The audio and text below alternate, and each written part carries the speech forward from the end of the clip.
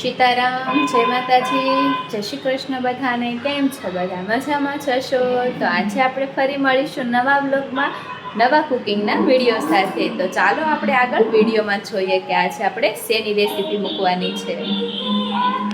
તો રસોઈ કરવાની તો આપણે હજુ વાર હતી એટલે ભાઈને રમાડવા પહોંચી ગયા. તો ભાઈ તો એની હાથે હાથે જ તે મોટરમાં બેસીને રમતો હતો. કીધું તારે નથી રમાડવું મમ્મી, હું મારે હાથે રમાઈશ, તું રસોઈ બનાય. જય બધું.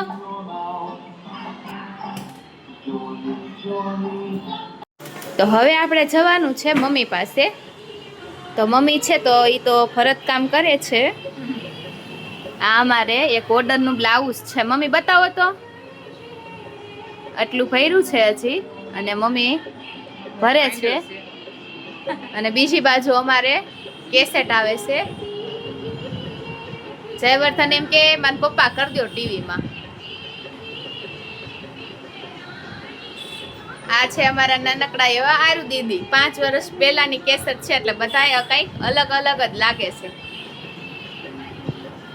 અને મમ્મીને તો ટીવી જોતા જોતા મોસ પડી ગઈ. પછી આવી ગયા આપણે રસોઈનું કામ સંભાળવા. તો રસોઈમાં આપણે અહીંયા બ્રેડ પકોડા બનાવવાના છે અને આ ગોટા બનાવવાના છે. તો ગોટા અને બ્રેડ પકોડા પહેલેથી આપણે તૈયાર કરીને જ રાખેલા છે.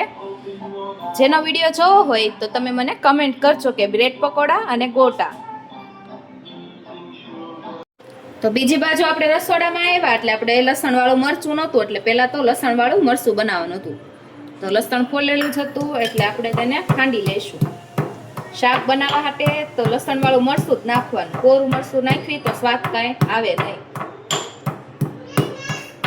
જે ખાતા ન હોય એને તો વાંધો ન આવે, પણ અમારે જેવા લસણ ખાતા હોય એટલે લસણ વગરનું શાક ખાવી એટલે કાંઈ ભાવે તો નહીં. એટલે પહેલાં આપણે લસણ ખાંડી લેશું. અને મારે તો જ્યારે રખોડામાં આવવાનું હોય ત્યારે લસણવાળું મરચું જ ન હોય એટલે ખાવણી દસ્તો હાથમાં લઈને જ બેસવાનું, પછી બીજું કામ થાય.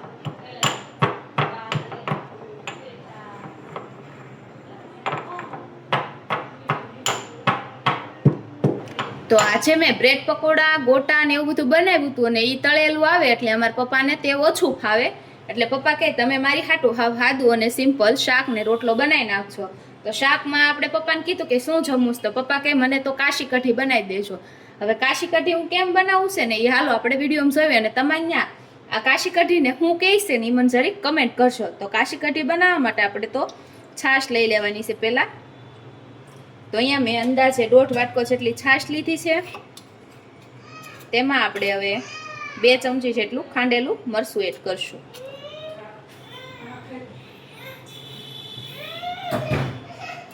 ત્યાર પછી તેમાં 1/2 ચમચી હળદર, 1 ચમચી ધાણા જીરું પાવડર અને ચપટી એવી હિંગ લઈ લેવાની છે.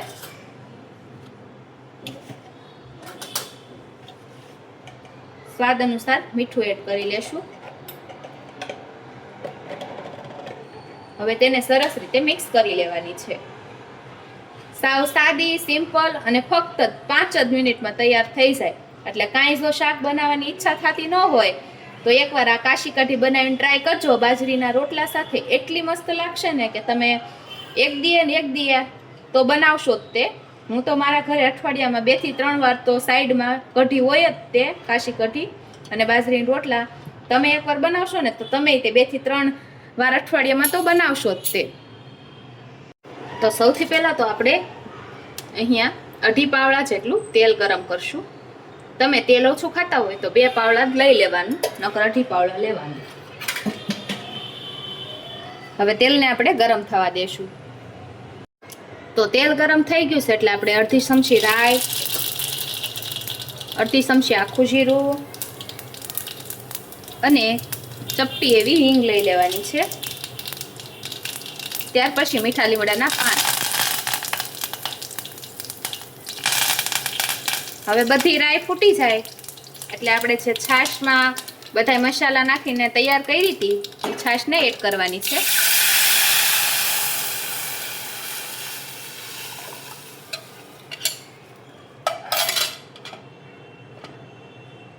હવે આપણે સરસ રીતે હલાવી લઈશું આ રીતે.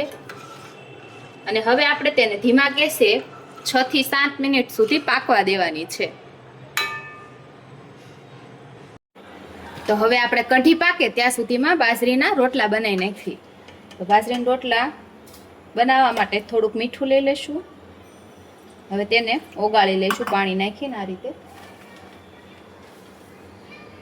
બાજરીના લોટને છાળી લેવાનું છે.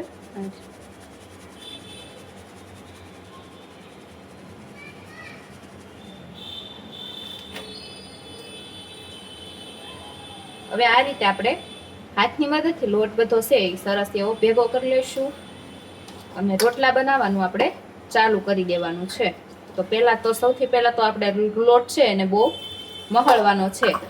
જેમ લોટ મહળશું એમ રોટલો સરસ એવો મીઠો બનશે. આપણને મમ્મી જેમ એટલા બધા રોટલા ફાવે નહીં, પણ ક્યારેક ક્યારેક બનાવવાના હોય એટલે એમ રોટલા તો આવડે જ છે મને, હાવ નથી આવડતા એમ નહીં. પણ આપણે જે મમ્મી, બા, નાની માં ને બધા બનાવતા હોય ને એની જેવા પરફેક્ટ તો ન જ થાય અને એની જેવો સ્વાદ વાળો ન થાય. આપણા હાથમાં શું કફ હોય, પેલાના ઘી ને ગોળ ને દૂધ ને એવું ખાધેલું હોય એના હાથમાં કેટલો કફ હોય એને કેવા રોટલા કરે. પણ આપણે ન આવડે, આપણે તો 2 રોટલા કરવાના હોય એટલે શીખી લેવાનું. શીખેલું ક્યારેક કામ આવે. ન આવડતું હોય એની વાત છે, આવડતું હોય એને કઈ ઉપાધિ હોય નહીં.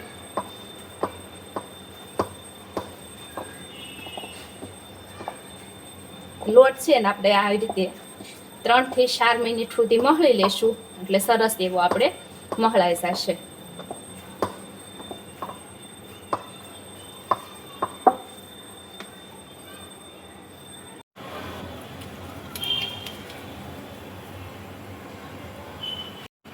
તો હવે આપણે રોટલો ટીપવાનું ચાલુ કરશું.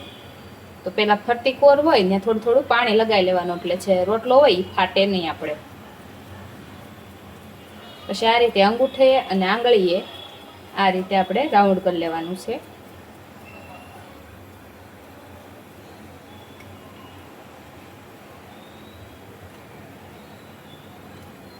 હવે આપણે ટીપી લઈશું એને.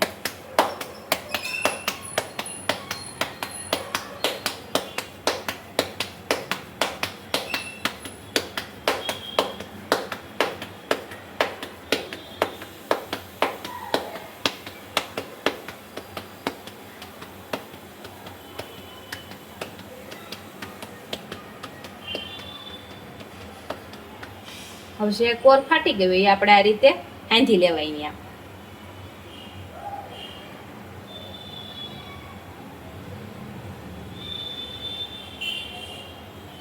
તો હવે રોટલો ટીપાઈ ગયો છે ને તાવડી સરસ મજાની તપી ગઈ છે. તો આપણે હવે રોટલાને તેમાં સળવા મૂકી દેવાનો છે. બીજી બાજુ મારી કઢી છે તે એકદમ સરસ રીતે પાકવા લાગી છે અને સ્મેલ કઈ આવે છે જોરદારની. એમ થાય છે કે અત્યારે ને અત્યારે ખાવા મળવી. સરસ મજાની કઢી હવે બનવાની તૈયારીમાં જ છે. રોટલાને હવે આપણે ફેરવી લેશું.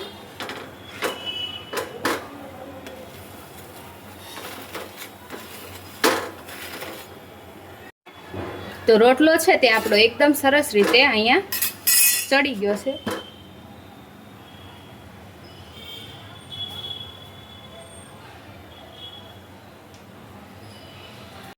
તો અહીંયા આપણે કાશી કઢી બનીને તૈયાર થઈ ગઈ છે. તો હવે આપણે તેમાં ઉપરથી લીલા ધાણા એડ કરી લેવાના છે અને ગેસની ફ્લેમ બંધ કરીને આપણે તેને નીચે ઉતારી લેશું. તો સરસ મજાનું આપણું કાશી કઢી અને બાજરીના રોટલા તૈયાર થઈ ગયા છે. બીજી બાજુ આપણે તેલ ગરમ થવા મૂકી દીધું છે અને હાલો હવે આપણે જે પકોડાનું બેટર છે તેને બનાવી લઈએ. તો સૌથી પહેલાં તો આપણે ચણાનો લોટ લેવાનો છે. અહીંયા અંદાજે 1 વાટકો જેટલો લીધેલો છે. હવે તેમાં અડધી ચમચી હળદર પાવડર અને સ્વાદ અનુસાર મીઠું એડ કરવાનું છે. હવે તેમાં આપણે થોડું થોડું પાણી ઉમેરતા જશું અને સરસ એવું બેટર તૈયાર કરી લેવાનું છે.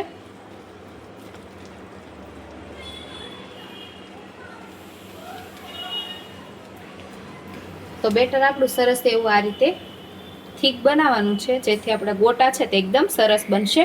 ગોટા તળાય છે એટલે આપણે એક જ બેટરમાંથી આપણે પકોડા બનાવવાના છે, એટલે આ બેટરમાં થોડુંક આપણે પાણી ઉમેરી લેશું, એટલે પકોડાનું પણ બેટર તૈયાર થઈ જશે આમાંથી જ તે.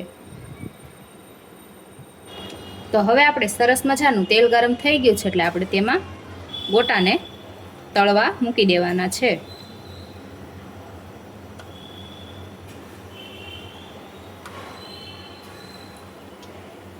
તો હવે ગોટાને આપણે બંને સાઈડ આ રીતે ફેરવી લેશું અને તેને ગોલ્ડન બ્રાઉન થાય ત્યાં સુધી તળવાના છે. ગોટા તળાય છે એટલે એ જ બેટરમાં થોડુંક પાણી એડ કરી લેશું અને તો પકોડા પણ આપણા સરસ મજાના તળાઈ ગયા છે. સરસ એવા ગોલ્ડન હવે આપણે તેને કાઢી લઈશું. તળી લઈશું. તો તૈયાર થઈ ગયું આપણું અહીંયા સાંજનું જમવાનું, એકદમ દેશી ખાણું. કાશી કઢી, બાજરાના રોટલા, બ્રેડ પકોડા અને ગોટા. તો આવી જાઓ બધા જમવા.